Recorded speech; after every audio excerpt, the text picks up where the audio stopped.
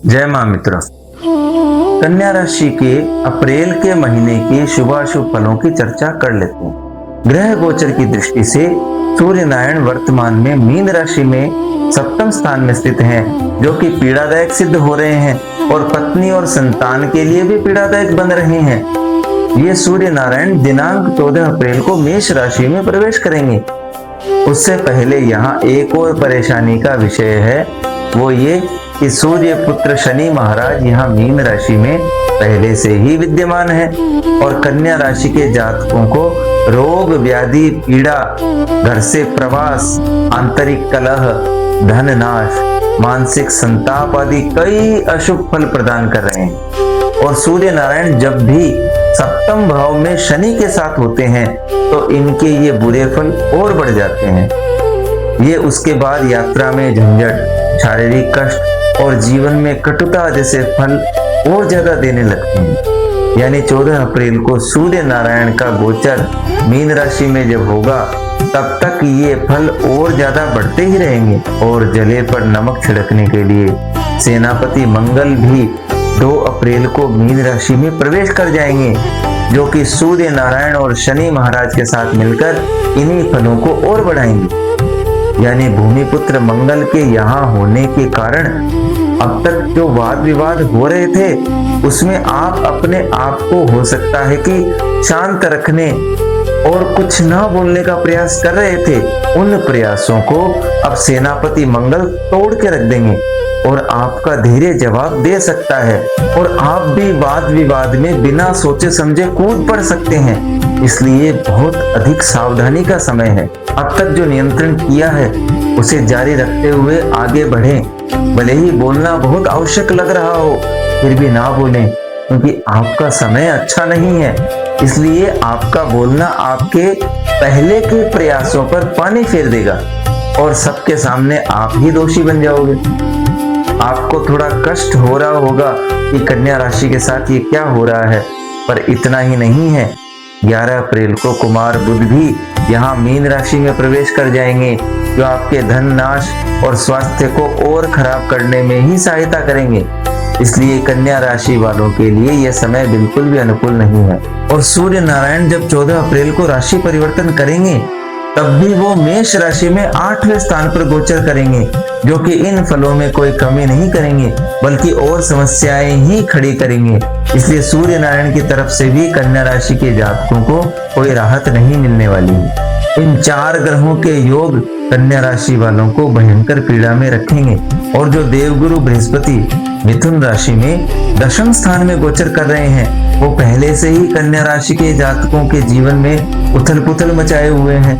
धन धान्य को सुरक्षित रखने में जातक को संघर्ष करना पड़ेगा, व्यर्थ में भटकाव की स्थिति बनेगी। यानी कन्या राशि वालों को इस बुरी परिस्थिति से बचाने का जिम्मा अब सिर्फ और सिर्फ दैत्य गुरु शुक्र पर आ गया है। दैत्य गुरु शुक्र 9 अप्रैल को वृष राशि में 9वें स्थान में प्रवेश करेंगे। ये कन्या राशि के जातकों के लिए कुछ अच्छे धन लाभ के योग बनाते हैं और सुख ऐश्वर्य को भोगने के अवसर भी प्रदान करने वाले हैं। पर इतने सारे ग्रहों का नकारात्मक गोचर इन फलों का शायद आपको आभास भी नहीं होने देगा और आपको अवसर मिलने के बाद में भी जो मानसिक तनाव है वो उन फलों का आनंद नहीं लेने देगा। जैसे आप किसी उत्सव या खुशी के मौके में शामिल तो हो रहे हो, पर चुप होकर बाहर से ही मुस्कुरा रहे हो, पर अंदर बहुत कुछ चल रहा है।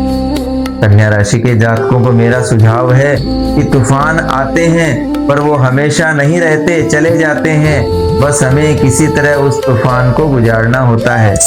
बस आपको भी वही करना है, चुपचाप चिंता किए बिना और परेशान हुए बिना अपनी नियति को स्वीकार करते हुए ये बुरा समय आपको निकालना है, ताकि अच्छे समय में आपकी शुरुआत एकदम जीरो से ना हो।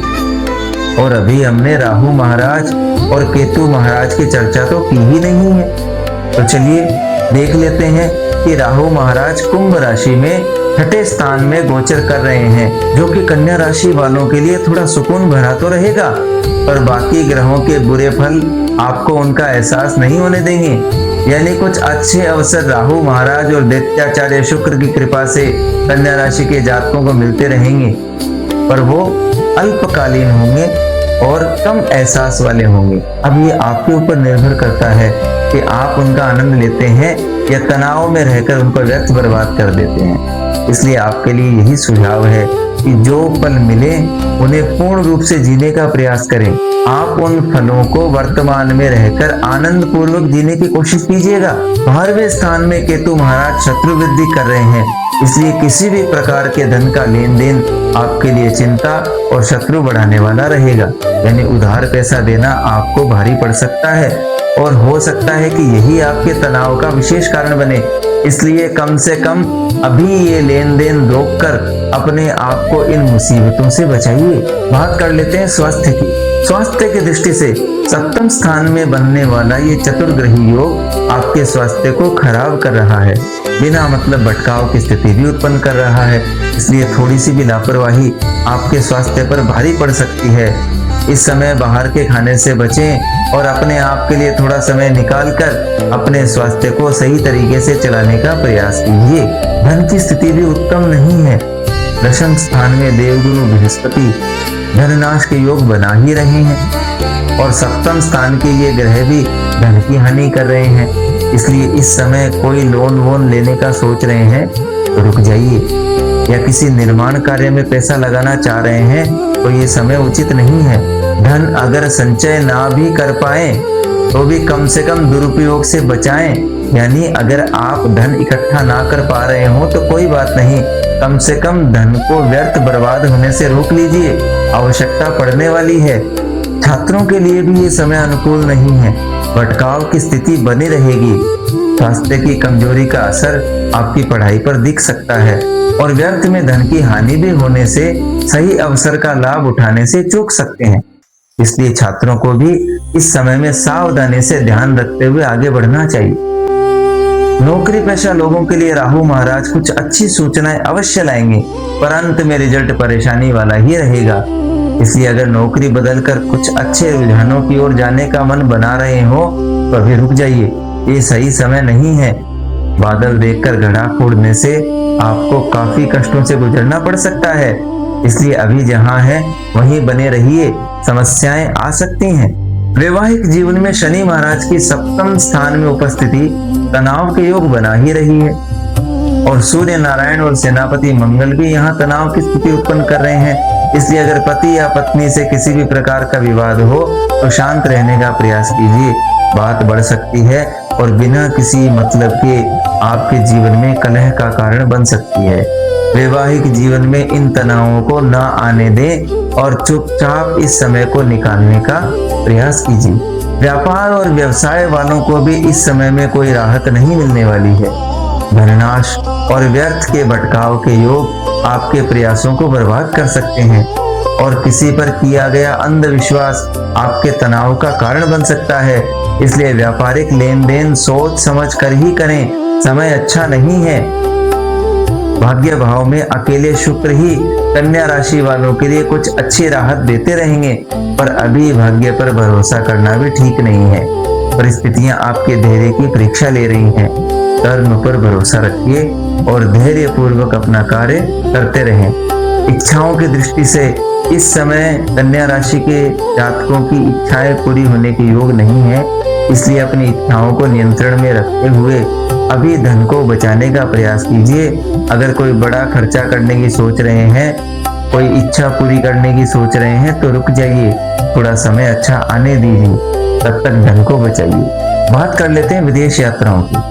अभी यात्राएं आपके लिए भटकाव की स्थिति ही उत्पन्न करेंगी, इसलिए विदेश यात्राओं के योग आपके लिए खर्चों को बढ़ाने वाले ही सिद्ध होंगे।